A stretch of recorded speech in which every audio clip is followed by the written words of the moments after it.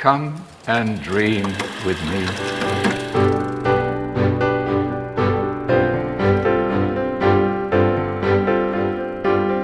Hello and welcome to What Do You Want to Watch, the Explosion Network's premium media podcast. Every week we get together, talk about movies, TV, and online content to help you answer the question, when are we going to learn that everybody's just liars? They don't want new original stuff. They want the same old stuff regurgitated to them again and again.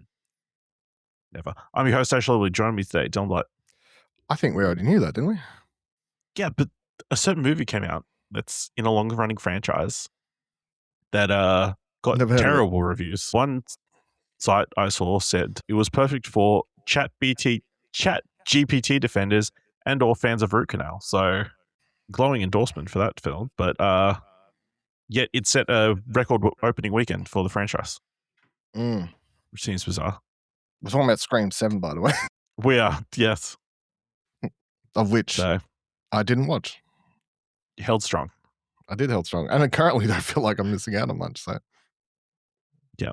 All right, on today's episode of What Do You Want to Watch, we'll be talking about what's in our watch history, going over a little bit of film news, giving you this week's top 3 and give you some thumbs for trailers. Kicking things off, I was fortunate enough to go to an advanced screening, at least here in Australia, of the latest Sony Pictures animation film, Goat. I believe it's already been in America for a little while, already grossed like $130 million worldwide. It's releasing here in Australia. We just double check that really quick. Probably should have had that at the top of the show. We'll say terrible name for a movie. Yeah. For search, yeah. Not very SEO friendly. No.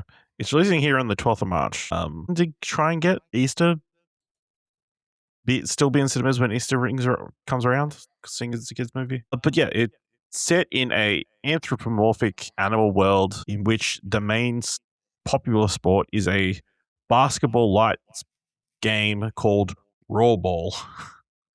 But it's mainly dominated by like big animals. There's lots of like rhinos. The other members of the team that so we follow Will Harris, who is a goat.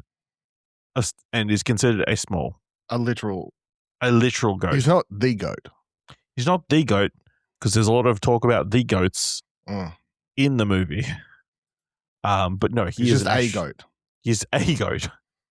Just for clarification. That makes total sense. Yeah, so he's a goat. All the other players on the team that he ends up on is like a panther or a giraffe, rhinoceros, a giant lizard, or an ostrich. And the main antagonist is like a big horse. So in comparison, quite small. But so he has big dreams of being a rollerball player, but he's too small, so he can't do it. But you know, he's can shoot really well and all that kind of stuff. So he eventually, after he has a one-on-one confrontation with like the other big antagonist, who is called the horse, called Main Attraction. What a name. Hell of a name. Yeah, he like breaks his ankles, I think. Do you understand that term? Break ankles? Well, I think you break your ankle, right? Not literally, but then it's like you pull off a move that they fall over, pretty much. Oh. Yes. So he does that. That goes viral, and the team owner for the Vineland Thorns, which is his local team, gives him a contract based on that, because the owner is stingy and doesn't want to actually buy like a big team. Meanwhile, on the actual team, there's a long-running veteran called Jet Fillmore, a all-star Black Panther rollerball player who's been the face of the Thorns for several years, but classics the sports story, never won the championship. So is desperately trying to win because they're constantly dealing with the public's like sentiments of discussion around, can you really be the GOAT if you've never won a championship? And very much a stock standard sports movie. I want to tell CM Punk that, because he was claiming to be the GOAT for a while. Well, he's got several championships, so yeah, but I think he was saying before he had the WWE belt. You know what I mean? Even before that, best in the world, haven't got the title. It's a belief thing. Yeah, it's hard. Number one PlayStation podcast in the Oceanias. Yeah, yeah, it's more like that. But yeah, I mean, it's hard to say because a lot of that discussion is the best players of all time generally have got a championship. I mean, it would be like LeBron before he won a championship, or Michael Jordan before he won a championship. Can you have all the talk about him, whether he's really that good if you can't get it done at the most important stage? That's pretty much a lot of what this movie's about. It's also obviously Will being a small person trying to fit in with this league, which one of my issues is they never like clearly clarify the rules of raw ball. It seems like you're allowed to hit the other players at any point, but then The people are trailers getting, does like, make it look like more more aggressive. Space Jam than Space Jammy. Yeah, there is the courts tend to just do their thing. They like transform and shit for whatever reason at certain points. But yeah, there are like flagrant fouls and people are ejected for the games for what I don't know. There doesn't seem to be NFL fouls called except like really excessive ones. But other than that, it's just basketball. It's passing the ball, getting the hoop, easy. Yeah. I had a good time. It's really well animated. It looks really great. All the character designs really cool. It definitely, I mean, it's a stock standard kind of cheesy sports movie where you definitely know where it's going. You know how it's definitely going to play out. He wins. Spoilers. It's a kids It movie would where be the a main really character depressing- doesn't. Yeah. I mean, there have been sports movies where the team loses, but it's like a moral victory. But The kids animated film. yeah, because animated film, Yeah. they don't know anything about moral No. victories or morals at all. Got to have a real victory. Yeah, to hammer home the point. Mhm. Yeah, I mean, classic being really selfish and not passing the ball, the kind of thing. And there's like the team hazing kind of thing and not fitting in. And then come to learn about all the different players. And they all overcome their difficulties. The coach stands up and makes dramatic speech and all that kind of stuff. But yeah, I think it did its job well. Very funny at times. Yeah, it's a pretty good animated film. I'm sure we're going to get better ones this year, but I mean, it's a pretty good starting point for animated films this year. All right, Dylan, I saw that you've watched something that's also ahead of schedule. You checked out the upcoming Shudder release, Bodycam, which is set to release on Shudder on the 13th of March. Yeah. This is a I forgot what the genre. Handycam found footage type Mhm. thing. Whatever we call it. So, as the title would suggest, it is a body cam of these two police officers. It's not even 90 minutes. I don't know, it's like 75, 80 minutes maybe. At the start, they get a call, these two police officers, to I guess, what's considered a rough neighborhood for a domestic violence call. They show up there, one heads upstairs, one heads downstairs. Upstairs, a guy finds a woman, downstairs, a man, after asking him to get away from him and step back, and he's got something wrapped on a blanket. He shoots and kills him, and then from that point, he starts freaking out and pretty much, because they got the body cams on, wants to not call it in because he starts saying, "Oh, the public will turn on us. They're not going to believe it really happened," and all that sort of stuff. And then it's sort of like the homeless community in this area sort of is all potentially part of some occult like thing, and then supernatural elements start happening because they fucked with them, I guess, is sort of how it goes. I think there's two sides of this movie. That's one side's interesting, the other I didn't care for so much. The supernatural element of stuff wasn't really doing a lot for me, but I do think there's at least some interesting ideas at play here. From the get-go, you sort of have an interesting dichotomy between the two police officers. One's a white cop, the other's a black cop. You very much, like, the film starts with the white cop, like, straight away stereotyping potential would-be bad guys, even though he's with a person of color.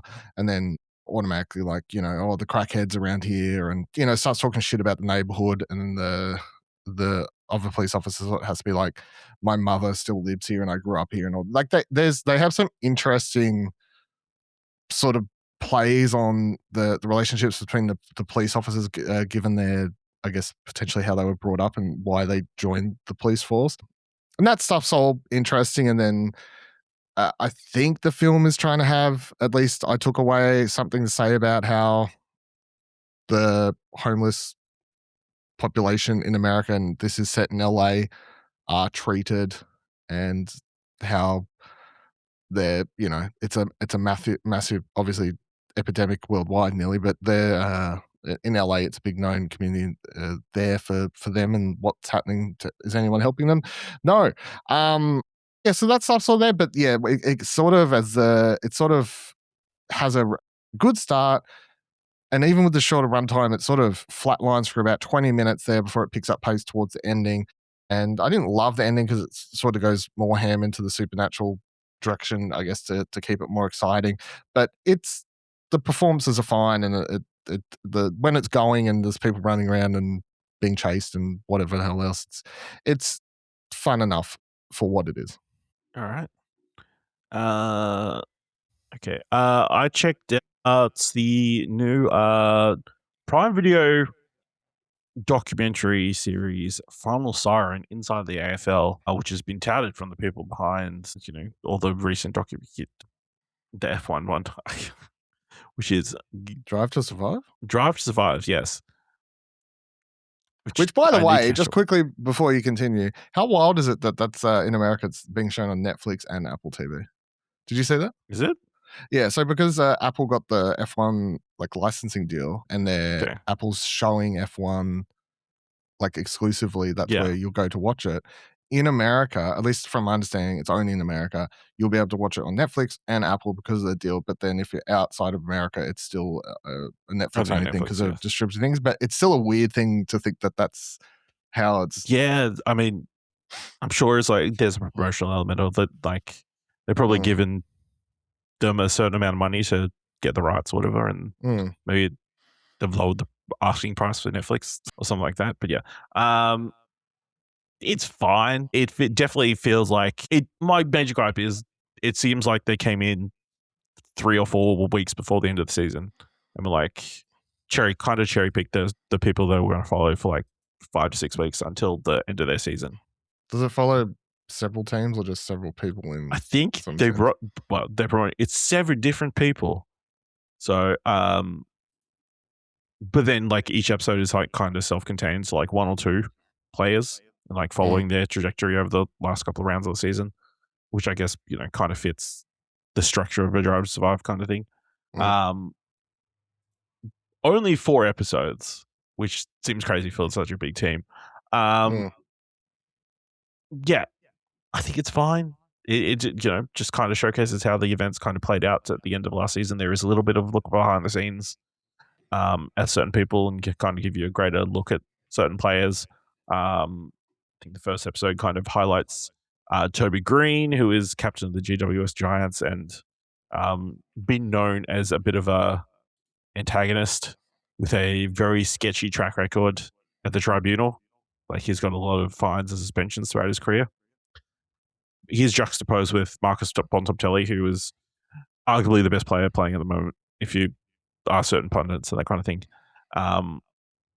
And then the next episode, I think it's Max Gorn and Nat 5. Nat 5 stuff is kind of interesting because he's a 2-time Brownlow medalist, and turned out this was his final season, so you get to kind of look in the sheds pre and post his final match and that kind of stuff. So I'm sure for Fremantle fans, that's kind of a great look.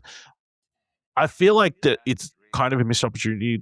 With Drive Survive, that show was something that showcased F1 and was an introduction to new fans. That's not what this feels like. This just feels like a little bit of a look behind the scenes at the AFL, which is fine, but that I don't know who this is really for outside of AFL fans, and maybe that's enough. That's the thing, I guess. Drive to Survive was kind of changed the huge part of influx to new F1 watchers worldwide, right? So if you're saying this isn't going to do the same for AFL, then yeah, I mean, is it wrong to expect that kind of effect again? I think it is maybe a little bit wrong to have expectations of this being something to try and get new AFL fans. But I feel like they've tried to replicate this with other sports. They did the golf series, they've done a test series, they've done cycling series. I don't know that anything is quite as has been Drive Survive, but yeah, I mean, if you want to get prepped for the new season and just get a reminder of how last season played out, check it out. So I definitely watched the end because Richmond Lions won the premiership last year, so at least I get to relive that. I just had a huge epiphany, and this is the most sport thing you're going to hear me say ever. Okay. AFL returns next week, or the starts again. Yeah. F1 returns next week. Yeah. Look at me go. That's- Look at That is me crazy. go, ladies and gentlemen. Yeah, I'm pretty sure the rugby league, like proper, begins Okay, again don't push next me. week. Look, I got 2 things. Just give me the points. Let's move on. No, I'll give you that. It's a big week for sport fans this coming weekend. All right, Dylan, I've seen that you've been watching a Australian documentary series called City of Evil. Yeah, when I watched, what was that thing I watched last week? The Powerball, no, the lot, Beat the Lotto, right? Beat the Lotto. Which I watched on DocPlay, and then because I did that thing where I resubscribed to DocPlay to check some stuff out, then I got sucked into watching this because it popped up there. So it's about Adelaide, and it's sort of interesting. A lot of it sort of already knew, when they go over like the barrel murders and stuff. Obviously, I'm well aware of how all that played out, be in part because of the movie Snowtown, or because after I watched Snowtown, I then read a book about it. But it sort of goes into this whole thing where apparently Adelaide, at least for a time, was known as the murder capital of the world for some reason. The documentary likes to point out that it's the numbers just aren't there. It's just that Adelaide has a surprising amount of weird shit. When people decide to kill in Adelaide, they love to do it in Weird ways. Weird, elaborate ways that make world news quite often. So this covers that, goes as, each episode, I think, covers 2, usually. It's like 2 stories. So they're pretty snappy, they're like 48-minute episodes. So you get a very quick rundown of each. It doesn't go super deep on any of the particular cases or anything. So it's a general sort of overview, and it has a mix of interviews with authors, police, journalists, people that just live in Adelaide, and their general thoughts on how it's played out. So it's a mix of stuff. I would say it's not something that I'll say if you live outside Australia, I don't think it's going to be as interesting, but you can tell it's sort of targeted more towards Australians, I think. So yeah, Okay. if you want your murdered serial killer doco fix and just run out on things on Netflix, DocPlay. Mentioned that I was going to watch it last week. I did watch the premiere of the latest season of Scrubs, which I think is officially being called Scrubs Season 10, at least on Wikipedia, but other Isn't it just places have been listed as calling it the Scrubs? revival series of Scrubs. Yeah. It's, I don't know how they're defining it. But yes, it is the revival of Scrubs, the long-running medical comedy series that ran, I don't know, early. When did Scrubs debut? Early 2000s, surely? Yeah.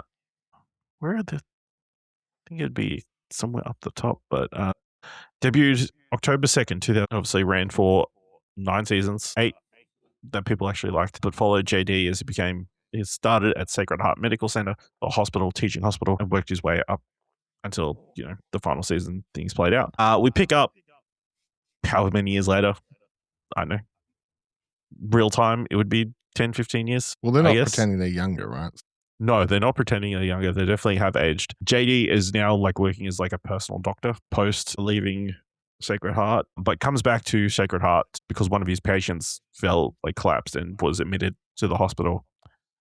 So he meets up with his best friend Turk, who is still working there and is now head of surgery. He sees his old mentor, Dr. Cox, who is head of medicine, and pretty much, I guess, to kind of spoil the setup for this series, Dr. Cox has decided his style of teaching does not work with the current status quo of medicine.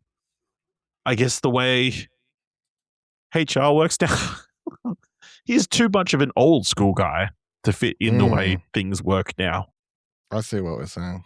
He's a lawsuit waiting to happen, so he's decided he's going to retire and he wants JT to take over running the hospital, which he accepts. Unfortunately, he's got issue that his now ex-wife, Elliot, played by Sarah Chalk, also works at the hospital. and they're having this back and forth. A lot of stuff is kind of still not fully explained, but I'm sure it'll all play out over the following weeks. I think Was it just one interestingly, episode, by the way? 2 episodes, which I think was very helpful, like to kind of get a taste of what they're going to do. I'm enjoying it so far. I mean, the expectations are, the bar is set very high because Scrubs is like one of those sentimental, I don't know, character building, like fundamental shows to me. Like it was, even though I distinctly remember because Scrubs for some reason would air on Channel 7 or whatever at like some ridiculous hour and would change all the time. So what would happen would the season set would come out on DVD. I would buy that and then watch the entire season, binge watch before binge watching was like a common thing. Do you know what I mean? Mm. Back when you had to change a disc every 4 episodes and binge watching was a little bit more difficult. I wonder how many people just the idea of like, I brought it, I remember going to video stores, that's even saying that, Blockbuster Video Easy, and just be like, especially if I had like a full week or long weekend or something, like even when I was like, young 20s and stuff, just being like, I'm going to rent like the entire season of like Sopranos or some shit, and be like, yeah, here's all 6 discs that I've got to work through across. It's crazy because sometimes the Blockbuster only give you half a season. What the hell? Yeah, I remember. They used to split. Yeah. Sometimes I would split them. They did. Because I remember, because I watched Firefly completely out of order. I watched the movie first, and then I watched the second half of the season. Okay, second half of the season, and watched the first half of the season. Yeah, that makes sense. Yeah. So, but yeah, interestingly, only 3 of the main cast are back for like full time. Sarah Trakt, Tate Faison, and Zach Braff. John C. McKinley and Judy Reyes are said to be like guest appearances, I believe, because Judy Reyes is in that High Potential show with the lady from Always Sunny. That's pretty popular. She's a recurrent, prominent member of that cast. I don't know what John C. McKinley is doing, but obviously he's been written out of the show kind of in the first episode. But other like people come pop up. You see the Todd and Hooch, and I know it's already been teased that like the janitor and stuff are going to pop back up. So that's fun. I think they've done a solid job of like introducing the new batch of interns that JD is going to kind of take under his wing and mold into doctors. Yeah, I'm liking it so far. I have faith just because the creative team for the original is there and like Bill Lawrence and all that kind of stuff. So that's promising. And then it also like the first episode like has a very heavy heart punch in the way that a lot of some of the best episodes of Scrubs have, where Turk kind of he's like hit the rut in work where he's finding absolutely no joy in working as a surgeon anymore, to the extent that where all the surgical interns call him Dr. Bummer, and he pretty much just bums. But like when JD asks him what's wrong, he's like, we come in here all the time and people are shit, and they we just end up doing repairs on these people until they keep coming back and until they eventually die at my table because they don't want to listen to doctors anymore, and we're old and we can't be as fun as we used to anymore. So what's the point? So that's kind of also helps the impetus of JD sticking around, just to try and lift his friend back up. But yeah, Donald Faison's acting in that scene is really great. Yeah, I think I'm enjoying it so far. Maybe a little heavy on like the changes that medicine is like, not surprising, but like the second episode in, nobody can afford healthcare anymore. And it's something that was never discussed kind of in the first series. Like, has medicine really changed that much? But yeah, really good. Vanessa Bayer is the other standout. She plays like the head of HR, but she's kind of filling that Ted role who was Dr. Kelso's like assistant, who was like kind of this weird sad sack kind of character. She's a little bit more upbeat, but she's kind of this wacky kind of goofy character. So, which I'm enjoying. So yes, I would say give Scrubs a chance. I'm looking forward to seeing how this season plays out. So there is that. Finally, I've got one thing to add in the stand-up section. I watched the latest special from Taylor Tomlinson on Netflix called Prodigal Daughter. which was interestingly shot in a church. Yeah, I watched half of this and I haven't checked in because I haven't finished this. Okay, so the setup kind of is that, yes, she's talked about it in her previous specials, but like she used to be a religious person. Not so much anymore. But now she's doing the special inside of a church. And I think one of her earlier bits is like discussing a lot of the Bible stories that are kind of weird that people are treating, how the people react to them, including... The bit I saw that, as far as I got, was just like, why is Noah's Ark the kid's story? Why is Noah's Ark a kid thing? You love this animal? Do you love it? Hey, little Johnny, we'll paint it on your wall. It's so good. Anyway, you can say hi to the one other friend they're allowed to bring. Yeah, why is Noah's Ark everywhere? Don't they understand that? Sure, they're on that boat, but everybody else is dead. Yep. Isn't that great, kids? Isn't that a fun story? Yeah.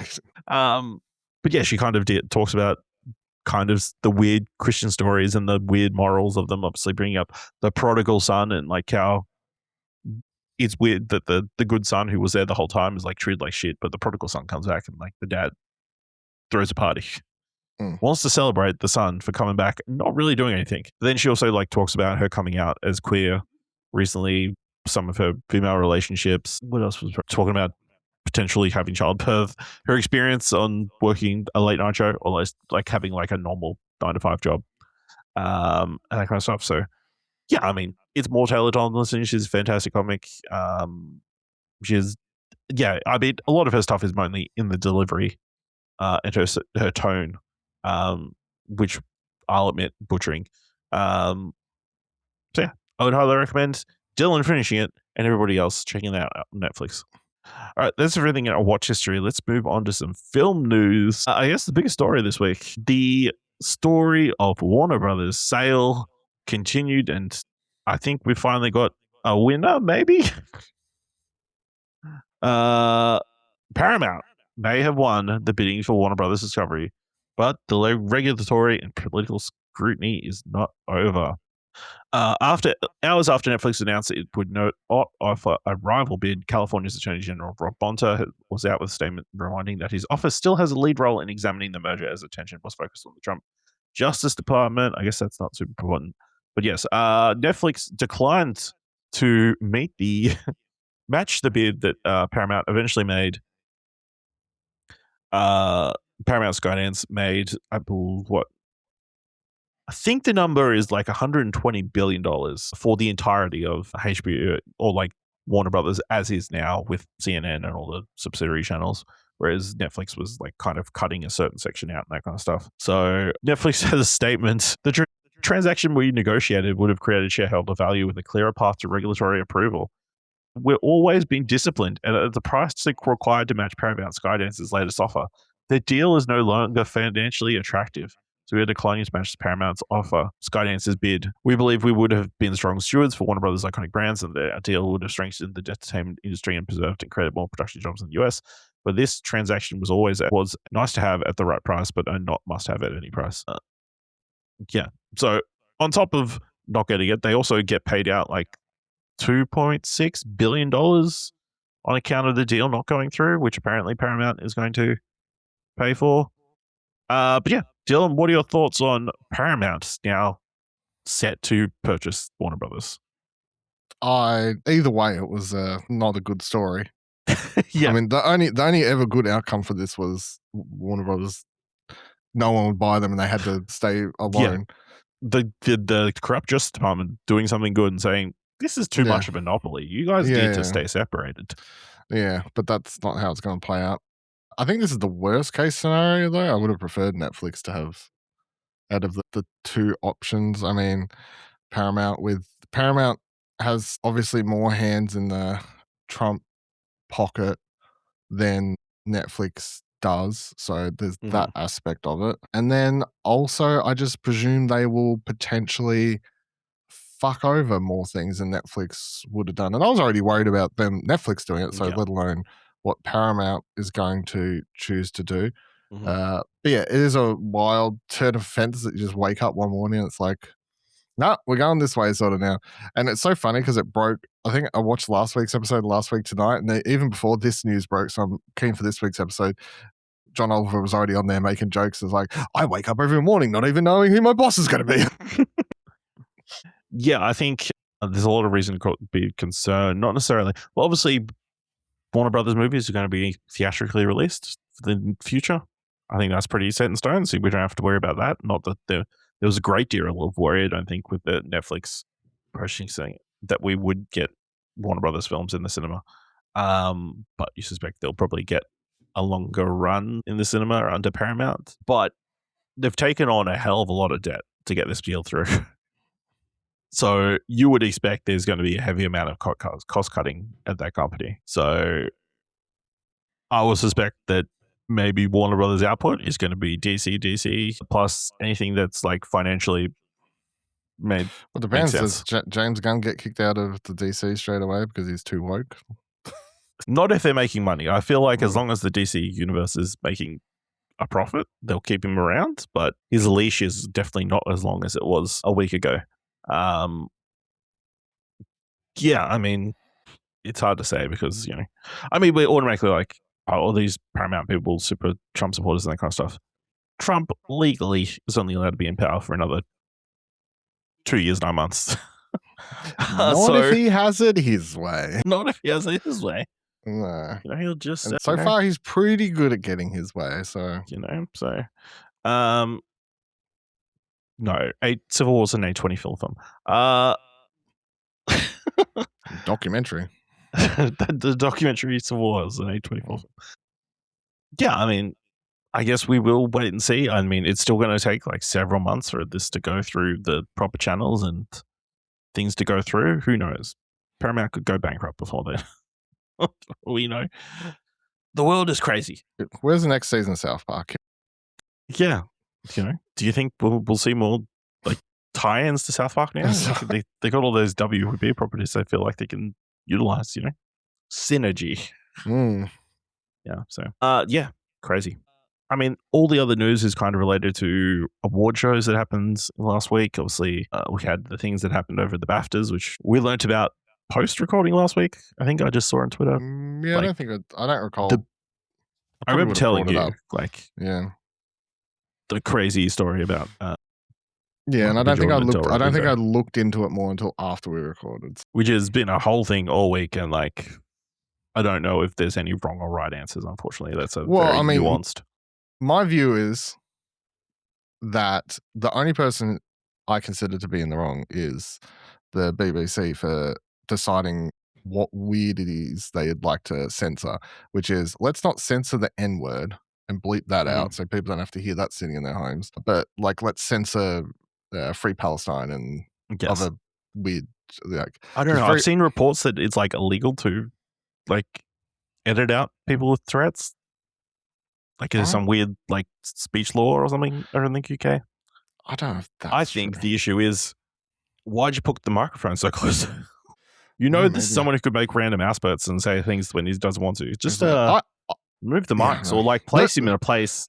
The other thing is, it's like, I mean, the thing to me is I'm looking forward to watching the movie. What's it called again? I swear. I'm looking forward to watching the movie. I feel like I've seen a million clips come up on Reels to the point I've nearly watched the whole fucking movie in Reels at this point. I don't know where all these clips are coming from, but I'm looking. I feel like nearly this whole case sort of proves the point of why the movie and him was important. Doing what he does about going around and speaking, trying to get people to understand Tourette's is sort of the point, because they had a lot of people, like Jamie Foxx is a really good example of just complete oblivious to understanding Tourette's at all with what he said was a really good example. So yeah, I know. Yes. I mean, I'll be honest, like Tourette's is I think probably one of the least discussed things that you'll hear about in public. I don't think I'd ever heard of Tourette's until I was in grade 8. And I went, here's a quick side tangent story since we're going here. I got asked by a teacher there was another kid in the class and he struggled to learn and all these sorts of things. And he refused to go to this like week-long thing. However, I was friendly with him and would speak to him. So teacher asked me if I would go with him. And I said, sure, I get a week off. Classes. Like normal classes. But at this place, there was 2 people with Tourette's. And I'd never been in a room with people with Tourette's. And I just remember it was such a, I mean, I was in grade 8. I found it very funny. However, learning experience at the same time. So I'm not super surprised that there's a lot of people out there who have either never bothered to look up and learn about Tourette's or have probably never met people with Tourette's. And this is, I think, what happens when people don't have a understanding. Which is weird because I do feel like Tourette's is like a very common known condition. Like the idea of Tourette's, like, but it's always like a comedic theme in things. Yeah, well, you think of the character in South Park, Timmy, I think. Yeah, yeah, whatever. Maybe whatever. Then you've got, but there's levels too, I guess. Like there's a famous reel or clip that people posted Billie Eilish talking around her tics and stuff, but they're more of like a little lower level stuff than what we're talking about here. So Nuance. But yeah, the Actor Awards just took place today. So I figured now was a really good time to give our Oscar predictions for the 2026 edition with the Academy Awards. So yes, we're going to run through this ballot provided by the Gold Knight. As always. Great place to get all your ballots or Oscar checklists and that kind of stuff. Good source. So yeah, let's run through. With this year's nominees, we've got, starting with Best Visual Effects. The nominees are Avatar Fire and Ash, F1, Jurassic World Rebirth, The Lost Bus, and Sinners. Dylan. I went with Avatar, just I went with Avatar too, yeah. That's whole movies things. Yeah, I feel like that's a pretty safe bet. Yeah. Best Sounds nominees are F1, Frankenstein, One Bell After Another, Sinners, and Siren. I went F1 because it's usually like one of those war/car movies that generally win this award. Dylan? I agree. I went Sinners. Okay. Solely because... What war and car sounds are in there? Well, the war or race, you know what I mean? War between the living and the dead. Yeah. Great. All right.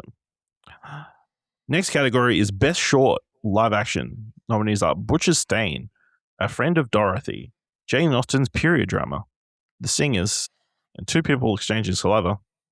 I've gone Two People Exchanging Saliva. Hell yeah. I will note, every other year I try to watch some of these. I've not managed to watch any of this year's shorts, so I am just in full guest territory. Butcher's Stain. Okay. Best Short Animated. The nominees are Butterfly, Forever Green, The Girl Who Cried Pearls, Retirement Plan, and The Three Sisters. What have you gone, Dylan? Girl Who Cried Pearls. Sounds painful. I've gone with Butterfly.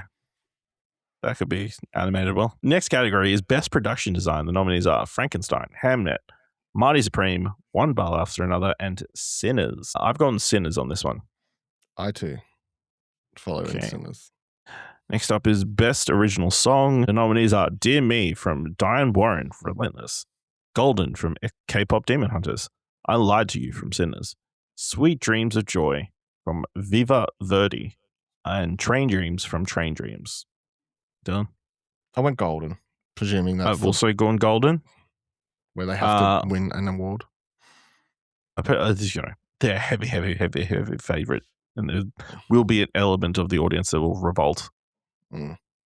I will say, I think they're only performing a handful of songs. Like, they're doing that crossover thing or single?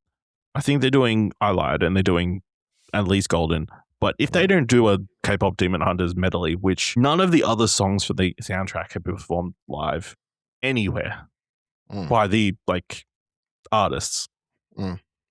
If you do the Oscars and you do that instead of your crappy James Bond. People will tune in is what you... Yes, people would tune in to see that. Yeah. You want to get your ratings up? Yeah. That's what Viral clip. Viral clip. For people who usually wouldn't watch the Oscars. Yes. It's like a slam dunk easy win. All right. Best Original Score. The nominees are Begonia, Frankenstein, Hamnet, One Bell After Another, and Sinners. I've gone Sinners. I've gone Sinners too. I found this one quite hard though. There's a few of these awards this year that I found hard and I had to sit on for a little bit. This one was my only concern is has Ludwig won too many times already? I mean, no. Because what he won, let me see. He's got He's the GOAT, you know? 2 Academy Awards, I guess it's, but in very quick succession. Has John Williams won too many? Yeah, but he's had a very lengthy career. Yeah, but he won them all in He quick won succession. for Black Panther and Oppenheimer.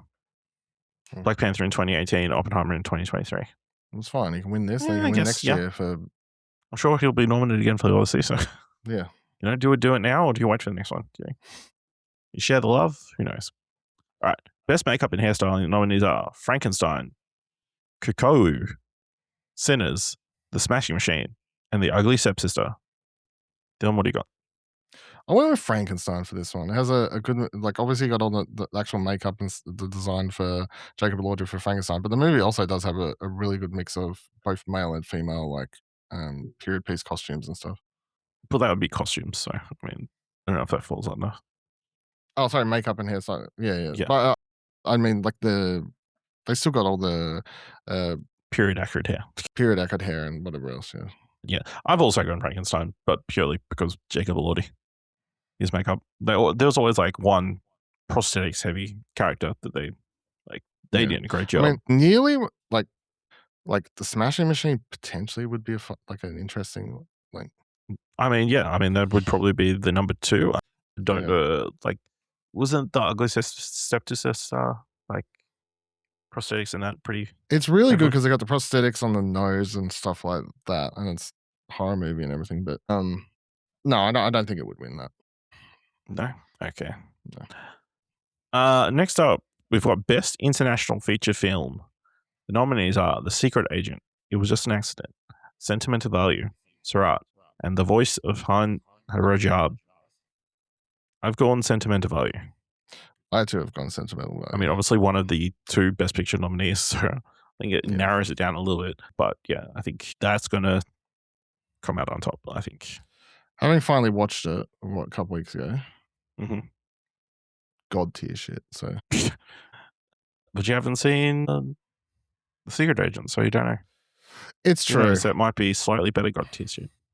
I'm going to say no because I feel like I'm going to say the subject matter and sentimental value is something I can relate to more, I guess.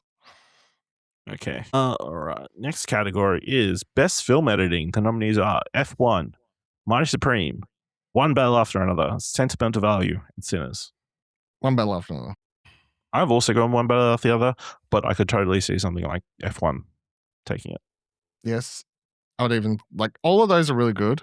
This is, when we get to the categories where I'm I've watched them all, and I have no problem with any of these nominees. However, I've Best Film Editing, I just pitch the car chase at the end, and I'm just like, that's perfection.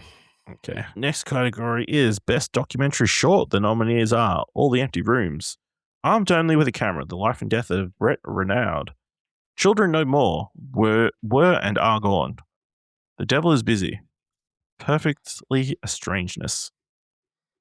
I've gone All the Empty Rooms. Children No More. We've had enough of them. That's the request. Children No More. Get rid of them. We and Are Good. Best How children speak.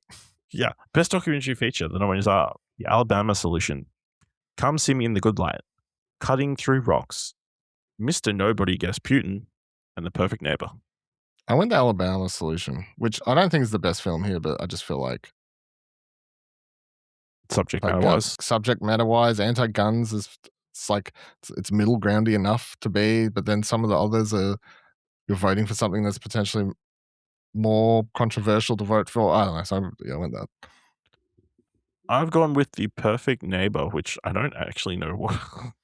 It's fantastic. It's the put together from the Bodycam. Yeah, and you get to see it play out. Yeah, on Netflix. Yeah, really good. I thought it was that one, but it was is it perfect? I don't know. So yeah, I think that one will probably take it. Best Costume Design. The nominees are Avatar: Fire and Ash, Frankenstein, Hamnet, Mighty Supreme, and Sinners. I've gone with Sinners. I also went Sinners, even though I was talking up Frankenstein's costumes before. Yeah. I think, again, period piece, but also lots of different costumes and styles. Best Cinematography. Nominees are also, you got to think of the costumes in that musical sequence. No, Yeah, I mean, I was going to got- mention that, but you got I mean, that's 50 generations or 100 years or whatever we're doing. Like, yes, so many years of what are we content. spoiling? We're afraid to spoil Sinners at this stage. Get out of here. No, I wasn't This- scared. Like, I was like, is that a necessary point? Everybody Yes, it knows. is. All right. Next category is cinematography. The nominees are Frankenstein, Mighty Supreme, One Battle After Another, Sinners, and Train Dreams. One battle after another. I've gone Sinners here. That'd be my second pick. So I mean, pretty I'm definitely close. biased towards One battle after another in a lot of these categories. But I can get that feeling. Yeah. Oh. Best casting. Who will win the first ever Best Casting Academy Award? The nominees are Hamnet, Mighty Supreme, One Battle After Another, The Secret Agent, and Sinners. Dylan. I've got Mighty Supreme. There's a good mix of, there's a lot of small time players in that round out that cast around Timothy. So I think out of all of them, like I know there's like a lot of other really good casts here. Obviously, like Hamnet is a lot smaller, so I actually think that's probably last place for me here. But that's I guess also me viewing the best casting as more of a larger scale. Ensemble. Like I don't know, it's just a ensemble sort of thing. But that's how I'm sort of reading into it. Yeah, so for those reasons, I'm going Mighty Supreme because it has a lot of small time good actors spread out across it. I've gone Sinners because I feel like they've done a good job like blending that cast together and pulling everyone. And, they got Jack O'Connell before he became one of the great villains, a very villainous actors. I wonder which one he filmed first. Do you film Sinners before Bone Temple? We'd have to. We're only assuming because it came out first that yes, that's what we do. But it doesn't necessarily mean. Doesn't necessarily mean it happened, but I think in interviews he has said that it feels filmed after. But yeah, Okay. Bone Temple was filmed after. But yeah, I think all of them were the winners of the first award for casting. Next category is Best Animated Feature. The nominees are Arco, Elio, K-pop Demon Hunters, Little Emily, All the Character of Rain, Zootopia 2. I've gone K-pop Demon Hunters. I too. Feel like, again, there will be a riot. Doesn't win. Although the BAFTAs this week just gave Zootopia 2, I believe. What do they know? Although I think the Annie Awards last week gave it to K-pop Demon Hunters. So the experts in the field know what they're talking about, I think. All right, let's move into some of the biggest categories. Best Supporting Actress. The nominees are Elle Fanning for Sentimental Value, Inga Isdotter Lilius for Sentimental Value, Amy Madigan for Weapons, Wunmi Mosaku for Sinners, and Tiana Taylor for One Battle After Another. I've gone Amy Madigan for Weapons. I too have gone Amy Madigan for Weapons, which I think, like, if this is actually one that happens, wild, love it, so good. It would be shocking to me if she actually does, but I do think there's a chance. I don't think it's impossible, but just it's a genre horror movie. End of the day, so I think the best point that I've got, like obviously Tiana Taylor is like the other very, very strong candidate, but she's at the start of the movie of One Battle After Another and kind of just appears, where it's the other way around for Amy Madigan. She's like leaves a lasting impact. She appears late in that movie, from my understanding. So, well, the thing with her, she's what you remember by the time you finish the movie, but then when you rewatch it, you actually spot her in other places that you didn't see the first time because you sort of know what you're looking for. So it does make it an interesting little rewatch. That's cool. All right. Best, I'm going to jump one over. Best Supporting Actor. The nominees are Benicio del Toro for One Battle After Another, Jacob Elordi for Frankenstein, Delroy Lindo for Sinners, Sean Penn for One Battle After Another, and Stellan Skarsgård for Sentimental Value. Where have you gone here, Dylan? I've gone Sean Penn, and I hope he lights a cigarette on stage. I went Stellan Skarsgård here because he should have gotten an Emmy for Andor. And this is his consolation prize. I'll say it's wild that he's down as supporting. Yeah? Yeah. You think it's a bit of category fraud?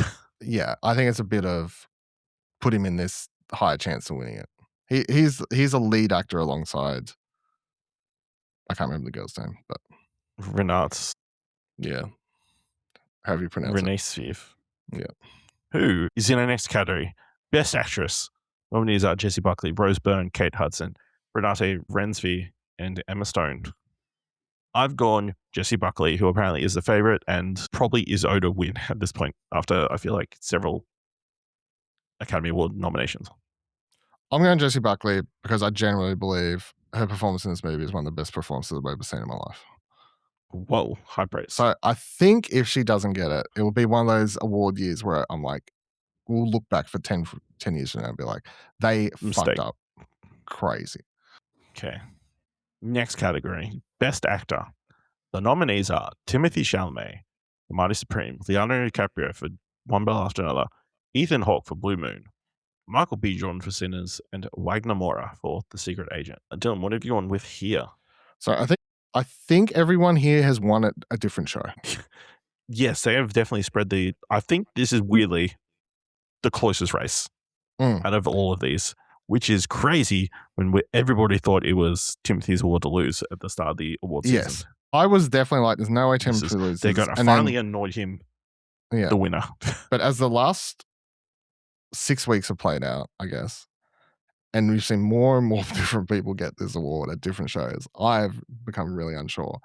That said, I'm going to lean on just name value and just go Leo gets it. Wow.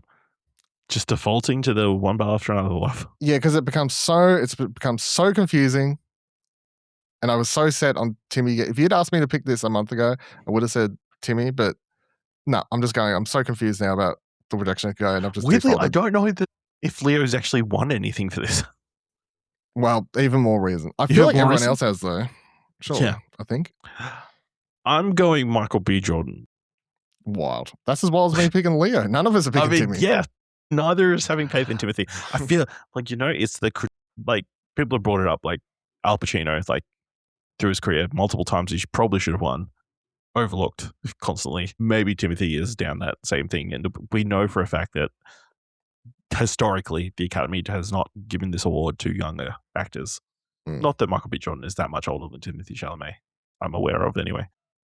But he's paid a little bit more of his dues than Timothée Chalamet has. So, and in the year of dual roles, which is the thing that I've coined, Michael B. Jordan did it the best. And like all the discussions about his acting process and how he changed between smoke and little nuances that he did to differentiate the two characters. And how he made it so seamless to switch between the two people. I feel like that story probably has done the work over the award season that he'll get. And obviously he just won the SAG award. Clearly the acting branch thought he gave the best performance. So that's why today I've decided that Michael B. Jordan is the Timmy will probably get nominated next year anyway for doing Messiah, presumably. Presumably, especially if it's as crazy as we all expect it to be. Yeah. But that's weirdly the closest race this year. Yeah, it was a hard one. Best Original Screenplay, the nominees are Blue Moon, It Was Just an Accident, Mighty Supreme, Sentimental Value, and Sinners. I've gone Sinners. I went Mighty Supreme. Ooh. Just to shake things up a little bit. Best Adapted Screenplay, the nominees are Begonia, Frankenstein, Hamnet, One Bell After Another, and Train Dreams. I've gone Hamnet. Wow. Splitting them up. Yeah, I am. But that's a hell of a movie. I've gone One Bell After Another. Best Director. Nominees are Chloe Zhao for Hamnet, Josh Safdie for Mighty Supreme, Paul Thomas Anderson for One Bell After Another, Joachim Trier for Sentimental Value, and Ryan Coogler for Sinners. I've gone Paul Thomas Anderson for One Bell After Another. Yeah, correct. And then Best Picture nominees are Begonia, F1, Frankenstein, Hamnet, Mighty Supreme, One Bell After Another, The Secret Agent, Sentimental Value, Sinners, Train Dream. Dylan? One bell after one small beer after another, babe. I've also got one bell after another. But yeah, even though I think it's down to two films. If it doesn't win, Sinners is probably the winner. Are you going to try and watch anything you haven't watched before the show? Not purposely.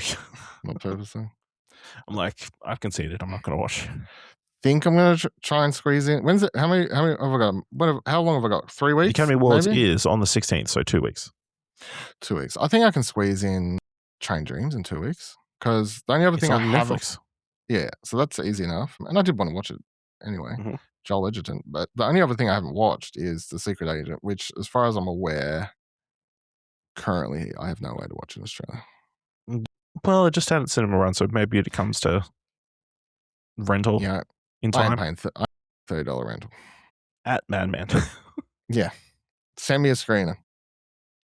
You know, you've Send me already one made, of the, send me the Academy screeners. Get me on the list. please. All right, that's everything in film news. I guess we will wait and see in a few weeks to see how we do on our predictions. But let's talk about some trailers in thumbs for trailers. Of course, you can find all the trailers we're about to talk about in the show notes below. Kicking things off, we've got Pretty Lethal, directed by Vicky Jewson, starring Lana Condor, Millicent Simmons, Iris Apatow, Maddie Ziegler, Avantika, and Uma Thurman. A dysfunctional ballet troupe is forced to take shelter when their bus breaks down en route to a prestigious competition and use their training to fight back with a gang of armed men to target them. Tell them, what did you think of the trailer for Pretty I Lethal? don't understand what's going on in this movie. So I'm going double thumbs down for that, because you would think it's the sort of movie where I just don't understand what's the bus breaks down, they go there, Uma Thurman's character traps them for reasons. I don't actually understand what's going on. And I don't understand why they're dancing while fighting, even though I get it's the whole ballet thing. Also, I'm going to double thumbs down for trailer. The only thing I did like about this is that you have Millicent Simmons in this, who is the girl from The Quiet Place. Yep. So her getting more work that's not just being, hey, you can only be in the Quiet Place movies where you play, because A deaf girl. you've got to play the deaf girl, and you're just being typecast for that. So having her in this, I did think was kind of cool. But trailer, I'm going to dump something. I'd give it 1 up, 1 down. I think it's ridiculous fun, and like weirdly entertaining. I laughed during the reading of it because I remembered the one thing that made me laugh, which was I think someone kicks like one of the bad guys and they fall to the ground. Then they do that pirouette thing and walk across the screen. That's what I'm talking about. They walk across. I was like, why are they doing that? Which I don't it's know. ridiculous. Doesn't make any sense really, but you know, it's ballerinas fighting bad guys. This is a new subgenre of like ballerina or ex-ballerina people. Why is it then become killers or something? You Well, know, I think ballerinas, because they've like can move their legs in extravagant, they're flexible and that kind of stuff. I think it blends itself to fighting and that kind of stuff. But like, yeah, just some of the silly situations they get into, and like they're all hiding and they're all conjoined or like squeezing into tiny places that they won't look in. I think they good job of setting it up the premise and that kind of stuff. So, but yes, it does. It could go either way. Pretty Lethal is coming to Prime Video on the 25th of March. Next trailer is for The Madison, created by Taylor Sheridan, starring Michelle Pfeiffer, Kurt Russell, Patrick J. Adams, Elle Chapman, Matthew Fox, Bo Garrett, Amir Miller, Ben Schneitzer, Kevin Zegers, and Rebecca Spence. A New York family's life unravels after a tragedy. They process their grief while vacationing in rural Montana, where they explore human connection amid their profound sorrow. So, what do you think of the trailer for the latest series from Taylor Sheridan? I'll go double thumbs up. I think it's a really good trailer. It's not really my cup of tea. It's very, yeehaw American sort of that, sort of values, I guess. But as far as the trailer put together, it was good. Does a good job at showcasing the cast and everyone that's here. I presume Kurt Russell's character's dead, by the way, is how that's the sorrow. That is definitely my impression as well, just because he is absent from a large swath of this. Yeah, it's like they're at this place and talking about him, and then we have flashbacks to him. So I don't know. Yes, absolutely. Yeah, 1 up, 1 down. I think, it definitely did not a lot for me, but I definitely can see, the drama elements working for other people. It's good to see Michelle Pfeiffer and more stuff. I feel like she's having like a bit of a resurgence, especially post, like obviously we saw her in the Christmas movie thing. She was really good in. So yeah, her having more stuff is cool. But yeah, other than that, I feel like it was weirdly like stunt casted. Like it'd be Michelle Pfeiffer, and then Kurt Russell and a bunch of people, and then Matthew Fox shows up all of a sudden, and that kind of stuff. So Matthew Fox, so we haven't seen anything for ages. Surely he's been in stuff. There's just nothing we're watching. Yeah. Nothing we're watching, but crazy. All right, The Madison is coming to Paramount Plus on 14th of March. All right, the next trailer is for Touch Me. Before I get into Touch Me, baby. this movie, if you have not watched this trailer, go watch this trailer. With that said, it's directed by Addison Harriman, starring Olivia Taylor-Dudley, Lou Taylor-Pucci, and Jordan Gavaris. Two codependent best friends become addicted to the heroin-like touch of an alien narcissist who may or may not be trying to take over the world. Dylan, I assume you knew very little about this movie before I asked you to watch this trailer. Is that correct? Yeah, I don't think I'd seen or read anything about this. And I clicked play on the trailer without any context. And by the time I reached the end of it, I was like, that's a double thumbs up. Totally my shit. Can't wait. Yeah, 2 thumbs up from me as well. That shit's crazy. Just It's like a body horror comedy movie. I don't know what like it is weirdly. Yeah. Just because the reveal of him being an alien, I guess, I did see in the description, I was looking at the article that I found the trailer for, it did mention tentacles, so I wasn't super surprised that tentacles were involved. I didn't realize he was going to have tentacles, which are shown in one split-second shot. I don't know if you paused and No, I did not. There is a sequence where a large tentacle is coming out of his mouth into somebody else's mouth. My two favorite parts in the trailer is when the best friends are arguing or trying to trick each other into going home because they're obviously so infatuated with this alien, or like whatever he's willing to spill, he puts over them. And then she kicks the other guy in the balls. That was quite funny. And then the last line at the really end of the trailer, after you've seen so many wild things in this trailer in a big bunch of sequences, and they do a really good job at splattering about 10 different review quotes that sell the movie. And then you have the alien go, your assholes are open. And then I was like, yeah, this I'm down. Well, don't tell me, I'm already erect. So according to the internet, Touch Me is coming to Australian cinemas on the 20th of March. According to IMDb, which I just opened up on, it says April 2nd in Australia, so fuck knows. Well, fuck you, flicks.com.au, for potentially giving me the wrong information. That's terrible. The next trailer is for The Christophers, directed by Steven Soderbergh, starring Ian McKellen, Michaela Cole, Jessica Gunning, and James Corden. Strange children of a well-known artist employ a forger to finish his incomplete paintings in order to sell them. Dylan, what do you think of the latest trailer for the latest one from Steven Soderbergh? My favorite thing about watching this trailer was looking in the YouTube comment section after finishing it, and it is just nothing but people making jokes and complaining about James Corden being in the movie. I think the top one's something like, someone warned me about the jump scare from James Corden next time. I was like, well, I think another one said something like, it's like heart eyes to Soderbergh and Michaela Cole and Ian McKellen and everything, and then it's just like James Corden, angry face or something, like all this just sort of stuff. It's funny. I'll go double thumbs up for this one. I think this looks really, really interesting. Sort of a sweet, different type of movie from Soderbergh, I guess, with these last few projects. Been a bit more thrillers and ghost stories and something else. And this is like an interesting relationship between two people, and seems to be about art and discussing it, and potentially I don't know, at least the vibes the trailer's given off to me is just the world in which people want, like want artists to finish things for their money's sake, I guess, which weirdly, after I finished watching the trailer, it made me think about George R.R. Martin. So I don't like, that's where my brain went for that. So, but yeah, I'm keen for this. Okay. Yeah, 2 thumbs up for me as well. I think weirdly, Ian McKellen, Michaela Cole is not a combination that I thought I'd want, but it looks great. But yeah, it looks like a clear story about like art and love and how our life experiences kind of affect the art people make, which isn't surprising, but like that you can kind of tell like through the evolution of his history of painting and that kind of stuff. And like clearly it's a very arty movie. Like there's like the exhibit that she's walking around several times through the trailer, and like there's one section where it's like a bunch cell of screens. phones.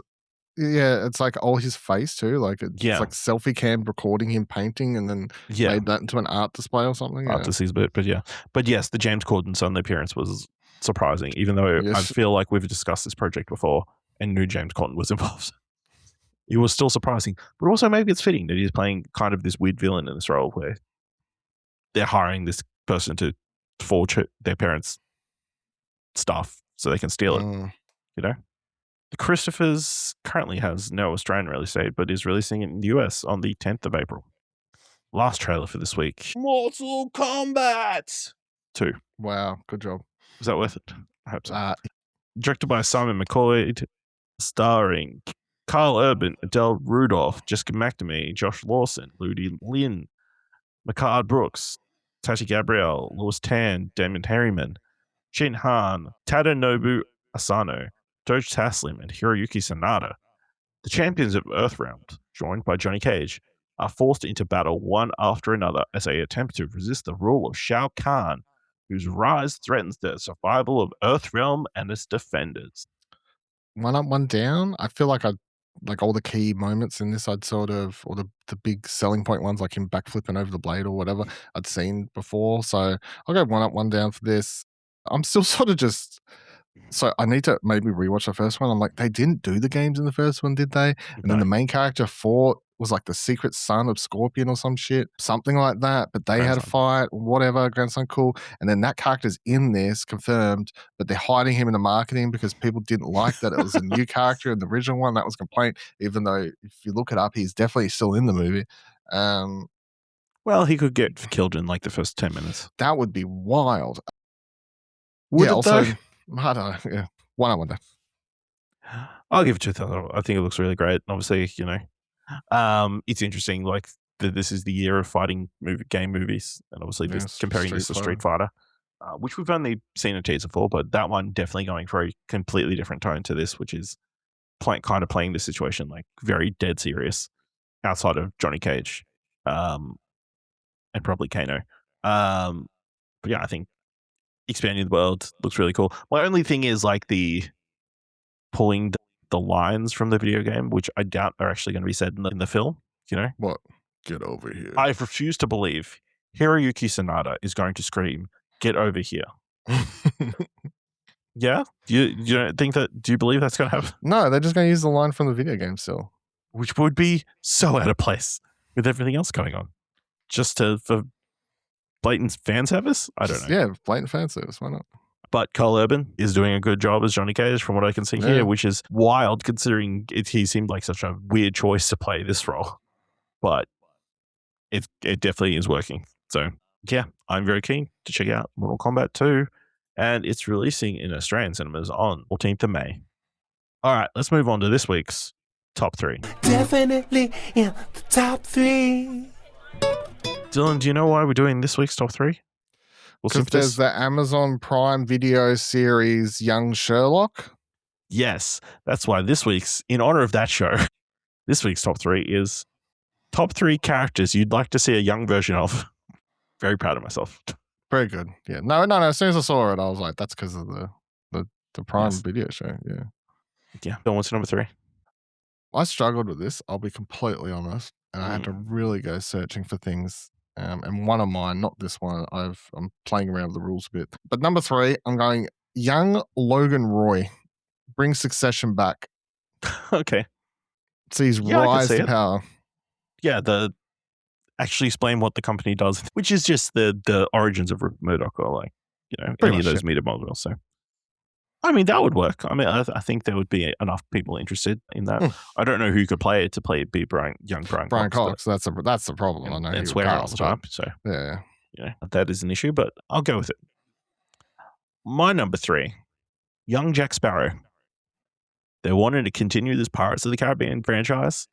Let's go back and discover how Jack Sparrow became a pirate. You know, start with him as a young kid or whatever, and then see him slowly morph into what Johnny Depp eventually comes. I was going to say, how old was that character supposed to be in the first film? 20s? Who knows? Surely. Ageless. So, you know, because he can't have started as a captain. He had to work his way up. So, there you go. Free idea. Whoever's currently got the Pirates of the Caribbean rights, Disney. Dylan, what's your number 2? So this is my asterisk one. So I'm going Neil McCauley, which is the character that Robert De Niro plays in Heat 2. Heat 1? Sorry, in Heat 1. And or just apparently, Heat as people know it. Heat as people know it. But apparently Adam Driver is potentially playing him in the flashback sequences in Heat 2, which is supposed to start shooting this year, supposedly, now that Leonardo DiCaprio and other people have signed on as producers and got money for the film. But I'm going to say, considering that the character was based off a real person and that the film's only doing some flashbacks and then it's jumping all around the place, you could do a full spin-off of Adam Driver if the movie's a success. Yeah. Who is it that had just come on? It was was Leo, Leo and and someone somebody else else. prominent. Someone else prominent. I can't remember now. So it was another big Christian name. Bale. There you go. There we go, Christian Bale. Yeah. There's enough there's enough names attached to that fucking thing now. They just need to start Filming the goddamn thing. Yeah. I've been talking about filming it for 5 years at this point, I feel. What the film budgeted $150 million is also slated to receive $37.2 million in California tax credits, with a 77-day shoot planned in Los Angeles in 2026. So Cool. It could happen. My number 2, young Tony Stark. How does he become? When I think about it deeper, probably not a great idea. How does this person become like a fantastic weapon maker? But you start. We know that. We saw it in the first movie. No, you don't. You just kind of like, you just follow his rise through the industry, I guess, from the moment his parents get murdered by the Winter Soldier through to, him getting his chest blown out. I think that could be interesting. Bunch of zigzags. You follow his relationship with Upton Stain, that kind of stuff, You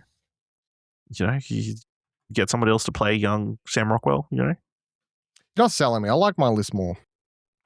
Shocker. Dylan, what's your number 1? Number 1 is Gus Fring. Let's do a third Breaking Bad spin-off, baby. Let's see how that chicken man rose to mob secret gang life, chicken restaurant power. Okay. Giancarlo Esposito, CGI him into younger. I don't know. Vince Gilligan, let's forget about this pluribus nonsense. No, I'm joking. I need Ray Seahorn to keep her job. I love her. Peter Gould, you're doing this show, motherfucker. Just name dropping executive producers. My number 1, I think it's a pretty good idea. And or young Beatrix Potter, aka the Bride, aka Black Mamba, aka the main character of Kill Bill. Mm-hmm. You follow her, how she came to be involved with that League of Assassins. You get Maya Hawke to play the role. I'm trying to think if they ever briefly even go over that. I don't think they do they? I don't believe they do. They're all just, it's at the end. So jump back at the beginning. Quentin's all about letting other people do random things with his properties now. They're making the Cliff Booth movie. Yeah. I think this is the best one on your list. Thank you. I'd be open to hearing it. Just also make me think about so did you see they added the Kill Bill thing it's on digital now. I've added it to my Apple TV watch list. Fortnite thing? I've just got it. No. The full, but the 4.5 hour experience. Oh, the full cut. Yeah. Which I just got to pick a day, time and place for that, I think. If only you had like a whole week off or something like that. I have used my week off, I think, in a lot of productive manners. And to be honest, I've had people be like, who've known I've been up most days, like, be like, I saw you was online at 6 o'clock and what are you doing all day? I'm like, work. I'm taking names, making numbers, right? Everyone thinks I took a week off work to sit around and do nothing. It's not how I play, motherfucker. Not how I play, okay? Okay. You looked at my Trakt history. Does it look like I've been fucking around? No, because it's empty. Thank you. Not helpful for this show. All right, Dylan, this week, what do you want to watch? The Moment, which isn't showing in any fucking cinema around me. And I don't know why you would broach me this question this week, knowing how annoyed I'm going to be about this. I fucking I've been telling you after recording for weeks. I'm not exaggerating for viewers, listeners. We've been between podcasts and I've been like, man, I'm just checking, updating this cinema. They haven't put their times up yet. Today, times go up for the week. Locals, both the cinemas locally, not showing The Moment. So now I'm having to sit here today going, if I finish work on Friday, can I drive to here? Can I drive to there? Do I have to go on Saturday? Like my whole world is just turned upside down because of this. And I really don't think no one has properly checked in with me and thought about how this news would be affecting my life, to be honest, because it has rocked my it's rocked my soul. And other than that, I don't think I care about anything else. There's other things I want to watch. However, the moment is all I care about. Full attention. You can't. It's ruined you my can't think week. about anything else. I can't just look forward to Thursday, finish work, I can go watch the moment. No, I've got to be like planning a fucking road trip. Like, God damn it. I'll say I'm keen to see How to Make a Killing, obviously starring Glenn Powell. I'll tell you, it's fucking not show the moment cinemas. That's how you make a fucking killing. And the person I'm going to be killing is the person that makes these fucking cinema decisions. That's all. Which looks really good with Margaret Qualley and Jesse Henwick, Ed Harris. I'm also intrigued. I'll probably check. I'm intrigued. Bride! Oh. The Bride, yes. You just shouted, I think. I'm not sure. The Bride. Yeah, I mean, those are probably the two big releases outside of the moment. I mean, I'm intrigued at least by the Young Sherlock show, so I might check a few episodes Guy Ritchie involved. All right, let us know what you're excited to watch this week. Are you able to watch the moment where you live? You probably fucking are. Good for you. Go Let fuck yourself. Dylan know by going to explosionet.com/follow and finding him on social media. If you want to help us out here at What Do You Want to Watch, this review on Apple Podcasts, on Podchaser, leave us 5 stars, and you can leave 5 stars or just tell people about the show. And if you've enjoyed this episode, and if you want to help us out at Explosion Network with all our articles, shows, other podcasts, things, head on over to explosionnetwork.com/support. Thank you very much for listening. Until next time, keep watching stuff, I guess. Road trips are very brat, I believe. She's traveling from town to town all the time, so. It's true. It's true. It's fine. I'm already... No, don't.